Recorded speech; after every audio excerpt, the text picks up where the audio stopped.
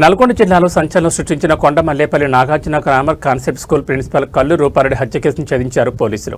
పాఠాలు చెప్పిన టీచర్ను కడతీర్చారు ఇద్దరు 10వ తరగతి విద్యార్థులు. హత్య జరిగిన ప్రదేశం 30 కిలోమీటర్ల పరిధిలోని 70 సీసీ కెమెరాలను నిరంతరం పరిశీలించి దర్యాప్తు చేపట్టారు 5 ప్రత్యేక బృందాలు. మృతురాలు రూపారెడ్డి తన చిన్నమ్మతో మాట్లాడేటప్పుడు చివరిగా పలికిన బాబు అనే పదం ఆధారంగా వీడిన హత్య మిస్టరీ పాఠశాలలో విద్యార్థులను బాబు అని పిలిచే అలవాటు ఉండడంతో దర్యాప్తు విద్యార్థుల వైపు మళ్లీ కేసును సులువుగా ఛేదించింది వైనం. జలసాలు చెడు వ్యసనాలకు అలవాటు పడి సోషల్ మీడియాలో సులభంగా డబ్బు సంపాదించే మార్గాల కోసం వెతికిన నిందితులు హాస్టల్లో మొబైల్స్ వినియోగిస్తుండగా ప్రిన్సిపల్ మందలించారనే కక్షతోనే పక్కా ప్లాన్ వేసి దారుణ హత్యకు పాల్పడిన వైనం కనిపిస్తోంది. హత్యకు ముందు రెక్కి నిర్వహించి కొండమల్లేపల్లిలో కత్తి, గ్లౌజులు కొనుగోలు చేసి ఇంట్లోకి చొరబడిన మైనర్ విద్యార్థులు నిందితుల నుంచి 1.54 లక్షల నగదును, మృతురాలి ఐఫోన్, కత్తి, గ్లౌజులు, మాస్కులను, సెల్ ఫోన్లను స్వాధీనం చేసుకున్నారు పోలీసులు. ఈ కేసును శాస్త్రీయంగా సాంకేతిక పరిజ్ఞానంతో ఛేదించారు. దేవరకొండ డీఎస్పీ, సిఐలు, ఎస్ఐలు మరియు ప్రత్యేక పోలీస్ సిబ్బందిని అభినందించారు జిల్లా ఎస్పీ శరత్ చంద్ర పవార్. అందరికీ నమస్కారం. కొండమల్లేపల్లి పోలీస్ స్టేషన్లో క్రైమ్ నెంబర్ 150/26 మర్డర్ కేస్. ఇది మనకి Nagarjuna grammar concept school principal Rupa Reddy గారి మర్డర్కి సంబంధించి మనకు ట్యూస్డే రోజు 11th ఈవినింగ్ మనకి మర్డర్ అవుతుంది. మనకి 12th రోజు పొద్దున వాళ్ళ హస్బెండ్ వచ్చి చూసి మనకి 12th రోజు మన పోలీస్ స్టేషన్కి వచ్చి మనకి కంప్లైంట్ ఇవ్వడం జరిగింది. దాని తర్వాత ఎమ్మటే మనం సీన్కి వెళ్ళి సీన్లో చూస్తే రూపారెడ్డి స్టాబ్ ఇంజురీస్తో చనిపోయి మనకి అక్కడ ఉంటుంది. ఎమ్మటే మనం క్లూస్ టీమ్, డాగ్ స్క్వాడ్ ఇవన్నీ కూడా తీసుకొని సీన్కి వెళ్ళడం జరిగింది. అయితే ఆ టైంలో మనము ఒక 5 స్పెషల్ టీమ్తో ఫామ్ చేసి ఈ స్పెషల్ టీమ్స్ అన్నీ కూడా forensic evidence, technical evidence, probable suspects, any property offenders వేరే రాష్ట్రాలకు వెళ్ళి, లేకపోతే ఏదైనా సైకోలు, లేకపోతే పాత నేరస్తులు, వీళ్ళందరూ ఎవరైనా ఉన్నారా అని చెప్పేసి ఈ 5 ప్రత్యేక బృందాలు ఒక్కొక్కరు ఒక్కొక్క ఇన్స్పెక్టర్ ర్యాంక్ వాళ్ళ ఆధ్వర్యంలో మనం ఫామ్ చేయడం జరిగింది. ఇందులో మనకి ముఖ్యంగా ఫస్ట్ వచ్చిన క్లూ ఇది సీసీటీవీ ఫుటేజ్. ఆ ఇంట్లో సీసీటీవీ కెమెరాస్ బయట ఉన్నాయి కానీ వెనక సైడ్ లేవు. సో వీళ్ళు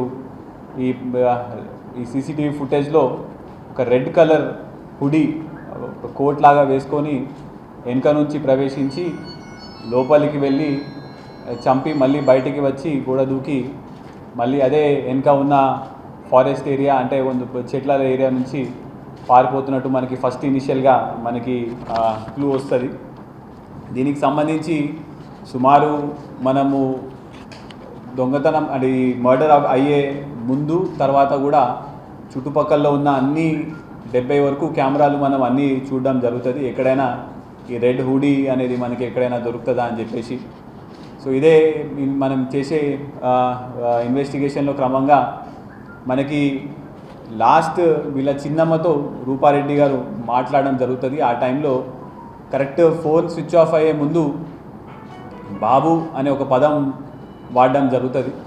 సో అది మనకి మళ్ళీ మనము విట్నెస్లందరినీ కూడా మనము ఎగ్జామిన్ చేసే సమయంలో ఈ బాబు అని ఎవరిని అనే అవకాశం ఉంటుందని చెప్పేసి మళ్ళీ ఆలోచిస్తూ స్కూళ్ళలో కూడా పిల్లల్ని కూడా బాబు అనే అవకాశం ఉంటుందేమో అని చెప్పేసి సోమవారం అంటే ఒక 1 వీక్ హాలిడేస్ వాళ్ళు ఒక 3 ప్రిన్సిపల్ గారు చనిపోయిన తర్వాత ఒక 4 days హాలిడేస్ ఇస్తే మళ్ళీ మండే రోజు స్కూల్ రీఓపెన్ అయింది. స్కూల్ రీఓపెన్ అయిన తర్వాత ఎవరైనా పిల్లలు స్కూల్కి రాకుండా ఏమైనా బయట గాలి తిరుగుళ్ళు ఏమైనా తిరుగుతుర్రా అని చెప్పేసి చెక్ చేస్తే స్కూల్ మొత్తంలో లాస్ట్ 2 రోజుల్లో మనకి ఒక 13 మంది వరకు యాబ్సెంట్ ఉన్నారు. అందులో ఈ సీసీటీవీ కెమెరాస్లో వచ్చిన మన ఫోటోకి ఈ యాబ్సెంట్ ఉన్న పిల్లలకి ఏదైనా లింక్ ఏమైనా ఉందా అని చెక్ చేసుకుంటే ఒక 5 10th క్లాస్ పిల్లల మీద మనకి డౌట్ వస్తుంది.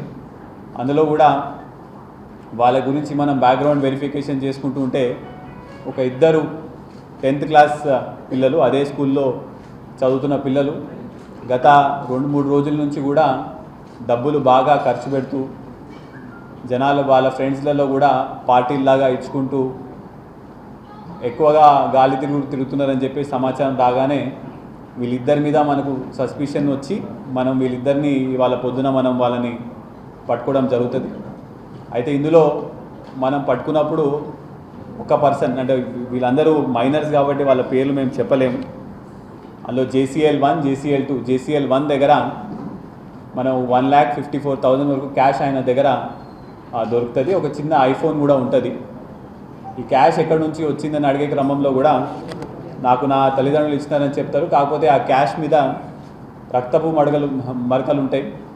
ఆ రక్తం కూడా మనము చూస్తే హ్యూమన్ బ్లడ్, ఎమ్మటే ల్యాబ్కి పంపిస్తే హ్యూమన్ బ్లడ్ అని చెప్పడం జరిగింది.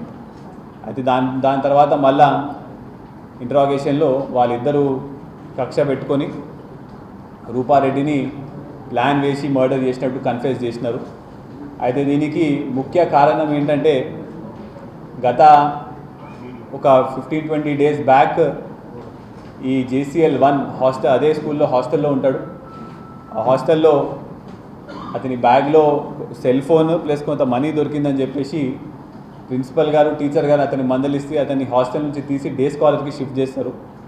ఆ సమయంలో పేరెంట్స్ ముందు ఇతనికి తిట్లు పడడము, అదేవిధంగా ఈ అబ్బాయికి బియర్, ఆల్కహాల్ కన్జ్యూమ్ చేయడం అలవాటు, అదేవిధంగా బైక్ అంటే కూడా బాగా ఆశ, ఇంకా ఇది ఉండేసరికి ఎట్టి పరిస్థితుల్లో మనము ఈ డబ్బులు సంపాదించాలి, ఏదైనా చేసి డబ్బులు సంపాదించాలని చెప్పేసి కరెక్ట్ ఈ ట్యూస్డే రోజు అంటే 11th రోజు స్కూల్ ఫీజు కలెక్ట్ అవుతుంది కదా, ఆ రోజు ప్రిన్సిపల్ దగ్గర కంపల్సరీగా డబ్బులు ఉండే అవకాశం ఉంటుంది. ఆ రోజు మనము ఆ ఇంటికి వెళ్ళి దొంగతనం చేసి ఆ డబ్బులు తీసుకోవచ్చని వీళ్ళు ముందే ప్లాన్ వేసుకొని 5 రోజుల ముందు నుంచి, అంటే 11th రోజు అయితే 6th, 7th ఆ రోజు నుంచే అక్కడ చుట్టుపక్కల ఉన్న కెమెరాలు కూడా వీళ్ళు రెక్కీ చేసుకుంటారు. అదేవిధంగా గ్లవ్స్ కొనడం జరుగుతుంది. ఏ టైంకి వెళ్ళి ఏ టైంలో ఒక్కళ్ళే ఉంటారో కూడా చూసుకొని మొత్తం ప్లాన్ వేసి ఆ రోజు 11th రోజు స్కూల్ అయిపోగానే 4ంటికి వీళ్ళు ఇద్దరు బయటికి వచ్చి అక్కడ ఉన్న అవుట్స్కర్ట్స్లో కలుసుకున్న తర్వాత అందులో ఒక అబ్బాయి లోపలికి వెళ్ళి గోడ దూకేసి ఫోన్ మాట్లాడుతున్న సమయంలో, డబ్బులు తీసుకుని వెళ్ళే సమయంలో అంటే డిసీజ్డ్ గుర్తుపట్టేసరికి మళ్ళీ ఈ బయటికి వచ్చి మమ్మల్ని పేరు చెప్తుందని చెప్పేసి ఒక 27 సార్లు కత్తి పెట్టి పొడవడం జరుగుతుంది. అయితే ఆ సమయంలో ఫోన్ కింద పడిపోతే ఫోన్ కూడా తీసుకొని వెళ్ళిపోవడం జరుగుతుంది. కొంత గొంతులోంచి మాట వచ్చి మళ్ళీ ఇంకెవరికైనా చెప్తుందని చెప్పేసి ఫోన్ కూడా తీసుకొని వెళ్ళిపోవడం జరిగింది. అది ఇప్పుడు ఇవాళ వాళ్ళ దగ్గర నుంచి మనము 1,54,000 క్యాష్, దాని మీద బ్లడ్ స్టెయిన్స్ ఉన్నాయి, అది రికవర్ చేసినాము. అదేవిధంగా 2-3 డేస్ బ్యాకే కొన్న ఒక 60,000 పెట్టి ఐఫోన్ కొన్నాడు, అది కూడా రికవర్ చేయడం జరిగింది. ఈ ఫోన్ కూడా మనము రూపారెడ్డి గారి ఫోన్ కూడా మనము రికవర్ చేయడం జరిగింది. ఇప్పుడు వీళ్ళందరూ less than 18 years of age ఉన్నారు కాబట్టి వెంబటే మనము ప్రొసీజర్ ప్రకారం ప్రొడ్యూస్ చేసిన తర్వాత మళ్ళీ కస్టడీ తీసుకొని తదుపరి విచారణ ఇంకా ఏ విధంగా ప్లాన్ వేసిరో కూడా అది విచారించి మళ్ళీ ఛార్జ్షీట్ వేయడం జరుగుతుంది.